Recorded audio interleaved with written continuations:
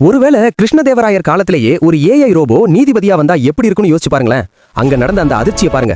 எந்த மனித உணர்வுகளுக்கும் இடம் கொடுக்காம வெறும் சட்டத்தை மட்டும் வச்சு துல்லியமா கணக்கிடுற ஒரு பயங்கரமான ஏஐ ரோபோ இது. அன்னைக்கு ஒரு ஏழை தாய் குற்றவாளியா வந்து நின்னாங்க. தன்னோட குழந்தை பசியில அழுததால ஒத்த ரொட்டியை திருடிட்டதா கதறி அழுதாங்க. ஆனா அந்த ரோபோவுக்கோ ஈவு இரக்கமே இல்ல. விதிமுறைகளில் கருணைக்கு இடம் இல்லைன்னு சொல்லி அவங்களுக்கு கடுமையான சிறை தண்டனைன்னு ஈவிரக்கம் இல்லாம தீர்ப்பு சொல்லுச்சு. இதை பார்த்த நம்ம தெனாலிராமனுக்கு செம்ம கோபம் வந்துச்சு. அவர் சட்டுன்னு முன்னாடி வந்து அந்த தாய்கிட்ட இருந்த பசியில அழுற குழந்தைய வாங்கினாரு. ரோபோவுக்கு நேரா குழந்தைய காட்டி, உயிரற்ற இயந்திரமே, இதோ இந்த தாயின் கண்ணீரையும் கணக்கு போடுன்னு கண் கலங்க தெனாலி சவால் விட்டார். அந்த ஏழை குழந்தையின் உண்மையான அழுகுரல் ரோபோவோட சிஸ்டமுக்குள்ள போனதும் ஒரு விபரீதம் நடந்துச்சு. உணர்ச்சிகளை புரிஞ்சிக்க தெரியாத அந்த ரோபோ அப்படியே குழம்பி போய் கண்ணா பின்னான்னு வெடிச்சு சிதறி புகைய ஆரம்பிச்சது.